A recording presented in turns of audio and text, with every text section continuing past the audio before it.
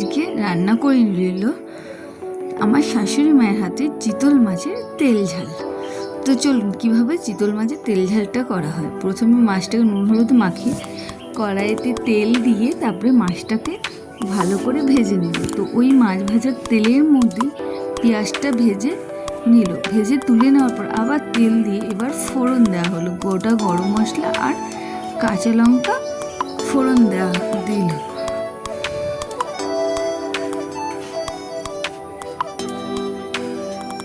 এবার এর মধ্যে ডেলি ইউজের যে মশলা বাটা, আদা বাটা, জিরে বাটা, লঙ্কা, ধনে বাটা আর একটু কালারের জন্য লঙ্কার গুঁড়ো, টমেটো গ্রেভিটা দিয়ে দিল। দেওয়ার পরে নুন দিয়ে এবার কষাতে হবে যতক্ষণ না মশলাটা থেকে তেল বেরায়। আর তার মধ্যে আবার মশলাটা একটু কষে আসলে যে পেঁয়াজটা ভেজে রেখেছিল সেই পেঁয়াজটা এবার এই মশলার মধ্যে অ্যাড করে নিল। অ্যাড করে দিয়ে এবার ভালো করে মশলাটাকে কষাতে হবে যতক্ষণ না মশলা থেকে ভালো করে তেল বেরায়।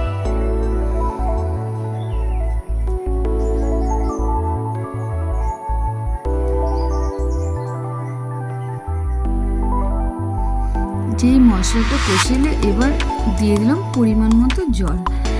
বন্ধুরা কালারটা দেখো কি সুন্দর এসছে। তো এবার ঝোলটাকে ভালো করে ফুটতে দিল।